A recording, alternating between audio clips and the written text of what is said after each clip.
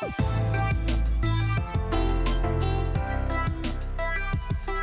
guys, welcome to my channel.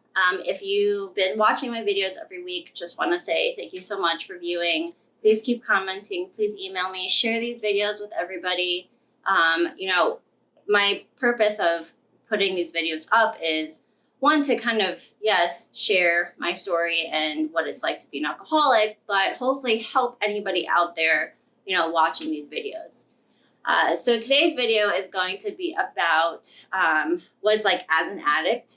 And when I say what it's like as an addict, I mean outside of the normal, what were you addicted to? When was it that you realized you had a problem? Why you chose to be sober? What it's like to be sober? I mean, that's very black and white what, you talk about to an addict or what you talk about with an addict. But what's not really talked about are kind of the hidden things, the what I like to call ghosts, because they kind of just lurk around and are within you as you're on your sober journey. And people don't see these things. You might not even notice that these things are there, but they're very vital in our lives and how we are on our sober journey. So my video today is going to be about the ghosts that we have as an addict. And I hope this helps anybody that's realizing that they might be interacting with these ghosts and give us a bit of light on their journey, to keep pushing, to keep looking forward, and not succumb to, some of these negative things that might be popping up. So if that interests you, please keep watching. Don't forget to subscribe, as always, and please ask me any questions. If there's anything that you want to share with anybody else that might be viewing these videos, definitely do. Again, comment below. If you want to be more personal, feel free to email me. Okay, so the topic, ghosts. What I mean by ghosts and what you might have kind of picked up from my last videos, ghosts can be past events that you are now realizing once you're sober, past interactions you've had with people that you realize, okay, maybe I wasn't a good person, that person wasn't a good person, or I did not treat them kindly. But ghosts can also be the behaviors and the internal fights that we have within ourselves as addicts, which is probably why most people don't talk about this. As an addict, it's already hard on a daily basis to stay sober, let alone address our ghosts and talk to people about our ghosts. Somebody in my life mentioned, how bad they feel that they're still doing these unhealthy behaviors. And as much as we achieve, we have this expectation that once we become sober, once we start going years, months, whatever of sobriety, that all of these things should go away. And it's not going to happen.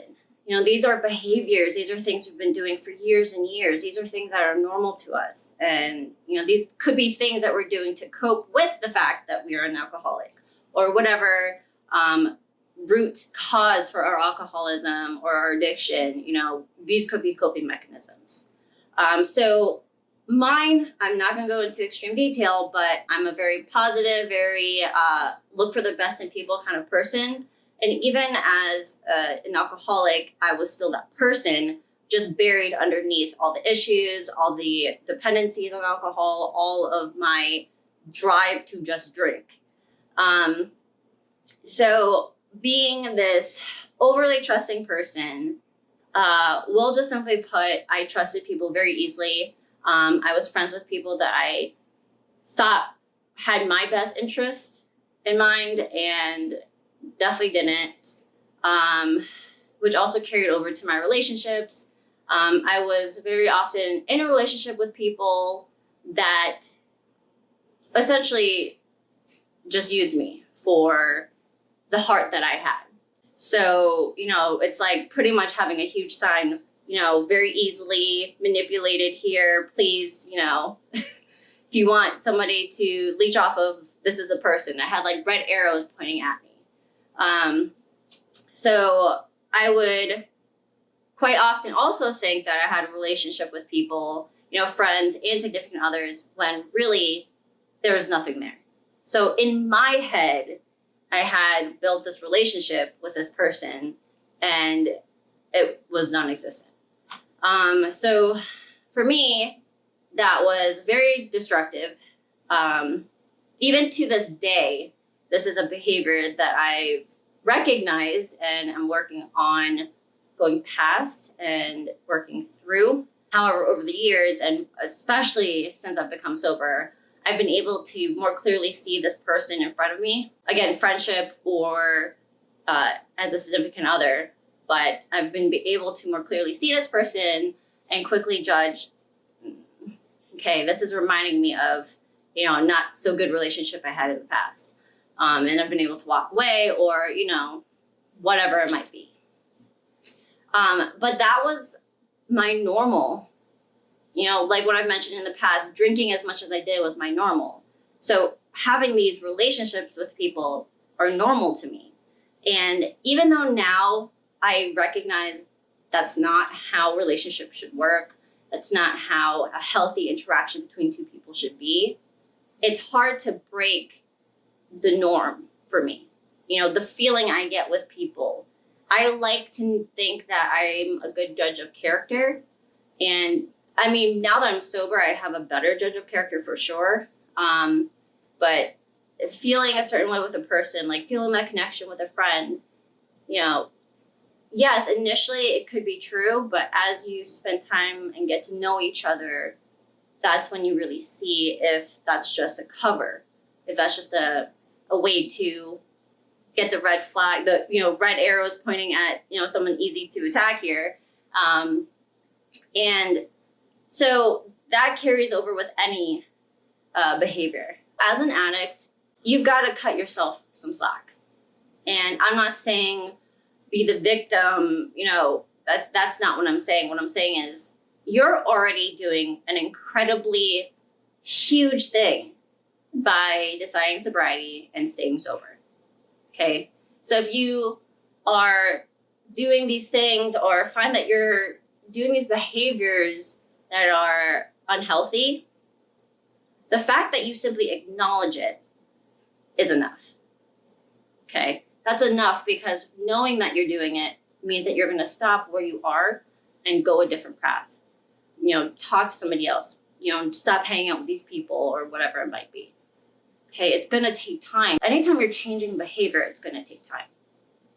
So what I really want to just point out and really emphasize today is that, if you are an addict, give yourself a break. Okay. Know that it is enough that you recognize, whatever negative behavior you're experiencing or negative feelings, and know that's enough that you are going to do something different about it. Okay. If you know somebody who is an addict, you've got to be patient.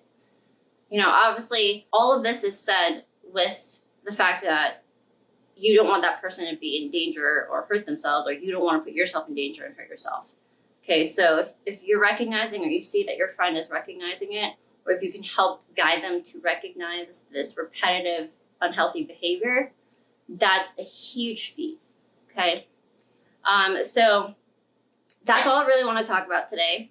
Okay. There's a lot of ghosts that people have on a regular basis, let alone people that are addicts. So as an addict, do what you need to do to start addressing those ghosts. Okay. Those ghosts are not going to just magically go away one day. You're going to have to put in the work to get those ghosts to disappear.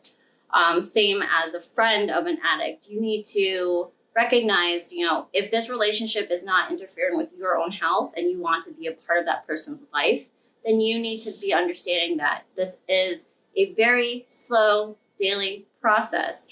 I'm not actually going to say slow. It depends on the person that's an addict. They're going to go as fast as they can go. So please let me know if there's any questions, if you are starting to experience your ghosts and you want to talk to somebody. I've always told my friends, and they'll vouch for me on this one. But as you get to know me, you'll see that I am probably the least judgmental person ever. I respect every point of view, even if it's completely opposite of mine, so long as you respect mine. Okay, so I'm gonna be here for you. Okay, we're all fighting, we're all struggling every day, and we're all going to do great. We just need to reach out to each other. We have a support system out there, even if it's complete strangers.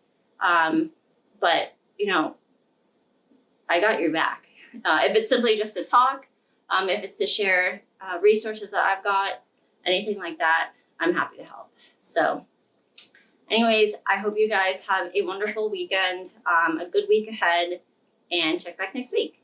Bye, guys.